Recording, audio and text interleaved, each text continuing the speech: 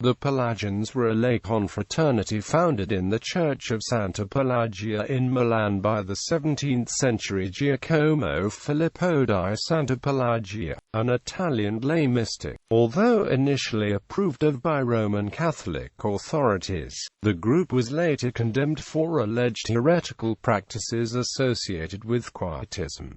Giacomo Filippo di Santa Pelagia. Giacomo Filippo di Santa Pelagia, born Giacomo Casallo, was an illiterate beggar in Milan. He took the middle name Filippo in honor of the missionary Filippo de Neri. He formed a confraternity in the Church of Santa Pelagia to teach piety and mental prayer to the laity. At the time, he was granted the approval of the local Jesuits. After establishing this confraternity, he proceeded to Venice on invitation from associates of the Jesuits. After his time in Venice, he moved on to Brescia, visiting Val Camonica, a valley in this diocese, where he established an oratory dedicated to St. Pelagia, after first obtaining permission from Marco Morosini, the Bishop of Brescia, to establish oratories there. The Val Camonica became the center of the Pelagian movement.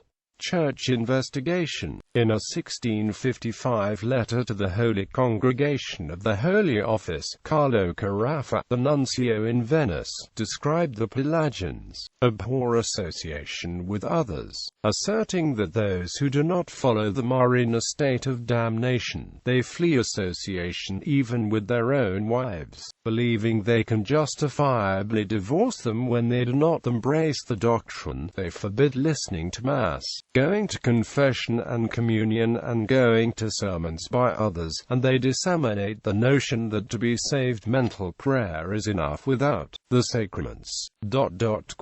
After this letter was delivered, an investigation was launched by the Inquisitor of Brescia and Cardinal Pietro Ottoboni, Bishop of Brescia. The inquiry detailed that the oratories established by Giacomo Filippo di Santa Pelagia in Val Camonica were at first attended by a small number of lay men and women, but the numbers had increased to around 600. This increase occurred after Marco Antonio Ricaldini, the Padua-trained archpriest of Pisone, took direction of the group. A report by Cardinal Francesco degli Albizzi on Quietism described the growing role of the oratories. Although at the beginning they exercised some spiritual functions, these functions increased in the course of time so that the laypersons arrogated to themselves the practice of preaching, and the women began to assemble in some private houses to make discourses too concerning material of religion, asserting that the apostles were also poor and ignorant fishermen but nonetheless were allowed to preach. There was also the report of some depraved opinions reigning among that multitude of the inhabitants of Val Camonica, which, for the fact that Giacomo Filippo, the Milanese, worked at converting whores and assembled them in the rooms of the oratory of St. Pelagia in Milan, took the name of Pelagians.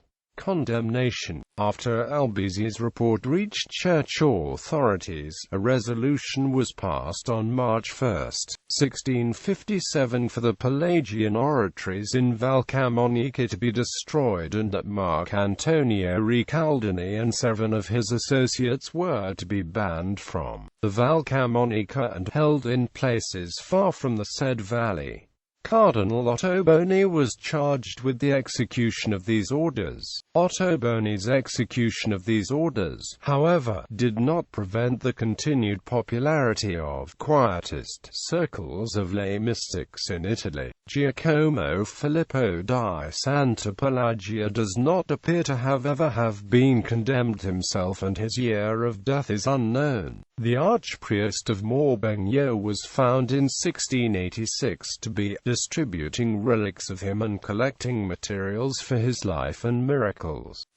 He was forced to abandon this pursuit after receiving a summons from the Inquisitor of Como. Later, the provost of Talamona was questioned regarding his motives in keeping a devotional picture of Giacomo. Aftermath. After the 1656 condemnation, leadership was continued by Francesco Catani and Marcantonio Ricaldini. Marcantonio's brother Agostino Ricaldini, a married layman, may have had even greater influence. He was imprisoned in 1656 and was tortured 3 times. On September 19, 1660, he was exiled from the Val Camonica to Treviso. He was tried again there, apparently having persisted in his heretical views, and was sentenced to perpetual imprisonment. A book of his was also publicly burned. The Church renewed its persecutions in the 1680s, the group having had maintained a secret existence for over 20 years, spreading beyond its original location to include oratories promoting mental prayer in Brescia, Verona, Vicenza, Treviso, Padua, Pesaro, Lucca and countless other places.